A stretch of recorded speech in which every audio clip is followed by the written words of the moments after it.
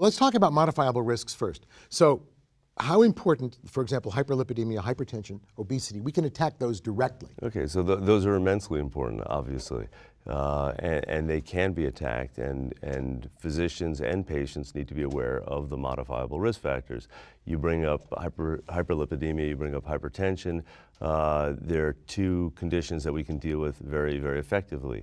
We now have a new outcomes trial, Fourier, I'm sure we'll speak about that has shown a new agent, the most, I would say, revolutionary change in lipid-lowering therapy in 30 years that decreases heart attack and stroke very effectively by getting LDL levels down to the 30s in the high-risk patients. But the point is you can deal with these things. But it's, I guess the takeaway on that is cholesterol management is critical. Important. Critical. All right. Now, what about the non-modifiable risk factors? There are folks who have genetic engines out there running their LDLs up to 300 and 350.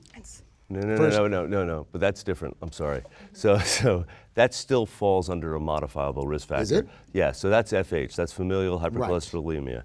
But the risk is not modifiable. The risk is modifiable. Okay. You treat the risk, you don't modify the risk.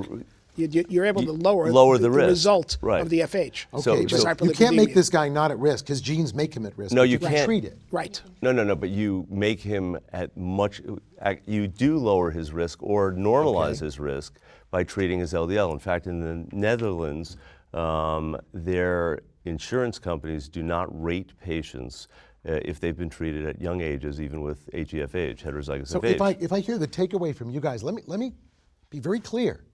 We used to say, look, FH, familial hypercholesterolemia, it's not a modifiable risk. You're born with this. Your family's had it. Your dad died at 38. But we've changed. The landscape has changed. The effectiveness of therapy has changed. So you're going to lump everybody together. Genetic or not, we can fix this. No, so is that what you're saying? No, not completely. So I'm saying about 50% of genetic causes of cardiovascular disease are undetected at this point. Okay. Maybe even 80%, some people say. So let's say somewhere in that range. So you can't modify those genetics.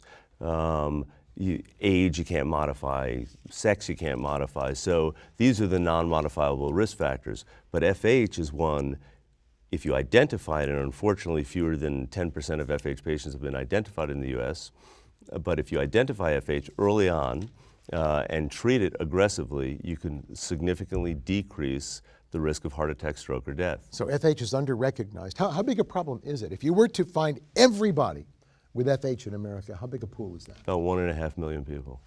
1.5 million? Yeah, the heterozygotes that can be phenotypically just as bad as somebody with homozygous FH can be as little as 1 in 250 people, maybe 1 in 400. Depends on where you are and what communities have migrated in. Okay. So what Seth said is absolutely right.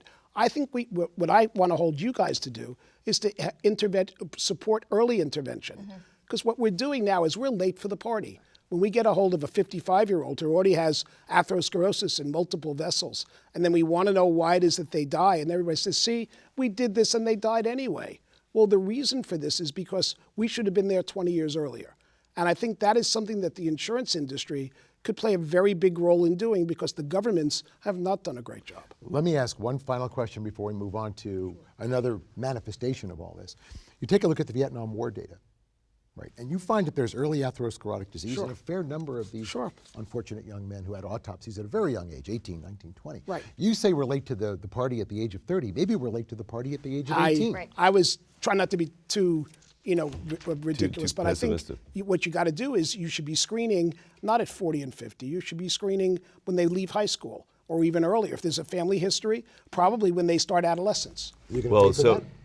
Well, I was going to ask the question is, you seem to imply that insurance companies were standing in the way of preventive care, and I'm not understanding how that is so. That's not at all what I said. I said that's what I heard. Well, this is all due respect, this is sometimes what happens in the dialogue between physicians and the managed care organizations. Because we say something, you hear something else. Right. What I'm telling you is what you should be doing in order to minimize your output would be to support, foster, encourage, create programs for detection of risk early so that these people are not necessarily going to have 2 or 3 MIs multiple stents in their coronaries, and then you're now going for heroic measures that are still not going to be as impactful as they could But be. aren't they? I hear the insurance companies. Yeah, I guess I'm not understanding. It sounds like you're implying that we don't do that, but I think There we are do. people, they'll give a minor discount for a health club membership.